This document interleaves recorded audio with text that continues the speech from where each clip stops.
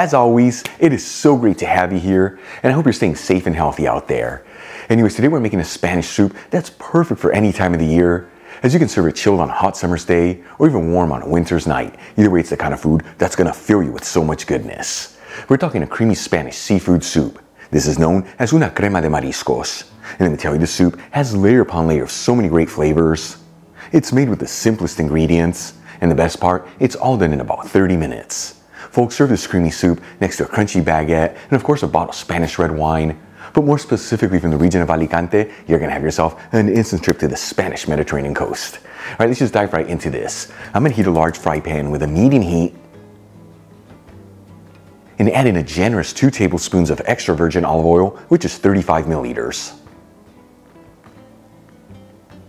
While the oil is heating, I'm gonna roughly chop 1 medium-sized onion, roughly chop 5 cloves of garlic, roughly chop 1 red bell pepper, and cut 1 large carrot that's been peeled into small pieces. And it's okay if the vegetables are not perfectly cut, as we're going to puree them later on in the recipe. Then we'll add the chopped vegetables into the fry pan,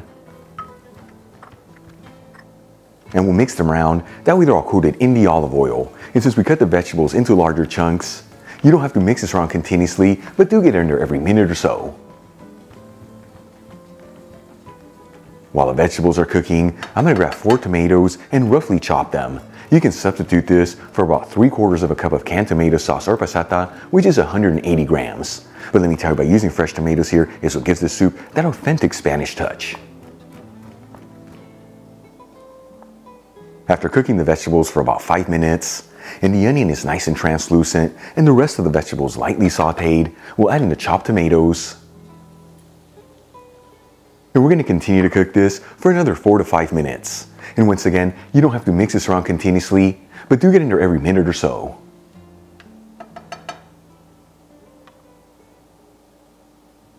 After sauteing the tomatoes for about 5 minutes, and they're lightly sauteed, I'm going to add in half a teaspoon of sweet smoked Spanish paprika, which is 1.25 grams, half a teaspoon of dried thyme, which is half a gram, and season everything with sea salt and freshly cracked black pepper.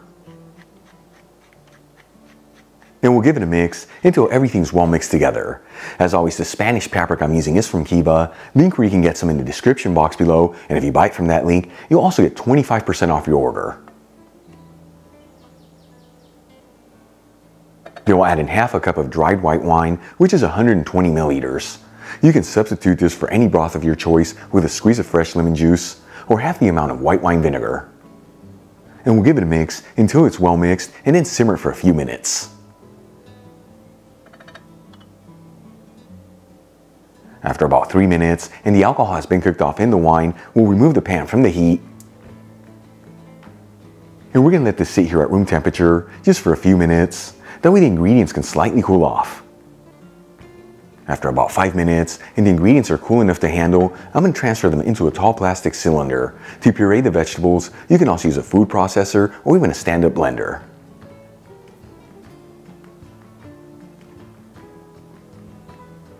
And you want to blend everything together until you end up with a smooth puree.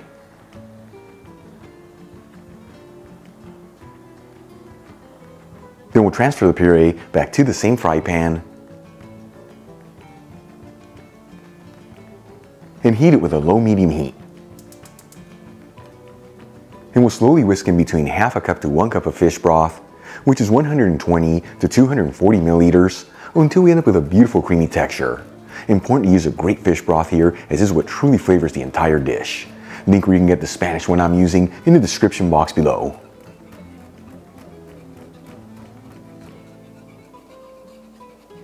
Once all the fish broth has been added, we're going to continue to simmer this while we make the final element to put this dish together. I'm going to heat a separate fry pan with a medium heat and add in 2 tablespoons of extra virgin olive oil, which once again is 30 milliliters. In the meantime, I'm going to add in half a pound, which is 225 grams, of raw jumbo shrimp that have been peeled and deveined over some paper towels, and pat the shrimp completely dry. I'm using red Argentinian shrimp here that I bought frozen and thawed out, but you can use whatever shrimp you like.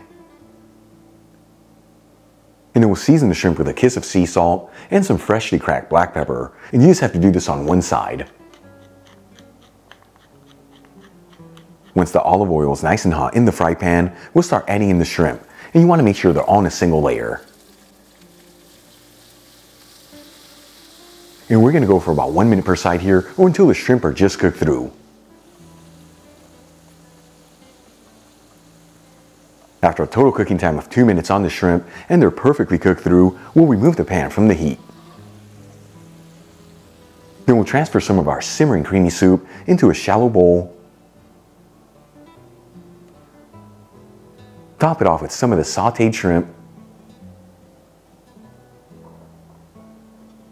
And sprinkle with some chopped fresh parsley. Check it out, Crema de Mariscos, a beautiful creamy Spanish seafood soup. Easy to make, done in about 30 minutes, and truly the kind of food that's gonna fill you with so much goodness. Let's give it a try and see how it turned out. You know folks, it's dishes like this that truly excite me to cook in the kitchen because we grab such basic ingredients and we created this beautiful looking dish. Here we go.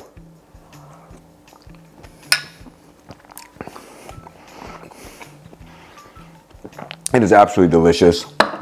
And for me, the winner here is have that incredible creamy texture in there, and we didn't use any creamer. The fish broth really shining through, and of course the sauteed shrimp taking this to the next level. You saw this easy to make, packed with Spanish goodness. Once you get served it next to a crunchy baguette and a bottle of Spanish red wine from the region of Alicante, you're gonna have yourself an instant trip to the Spanish Mediterranean coast.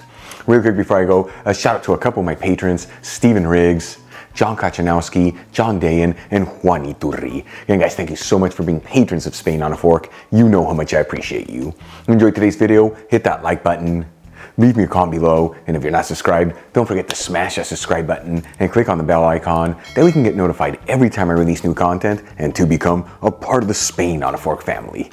Till the next time, hasta luego.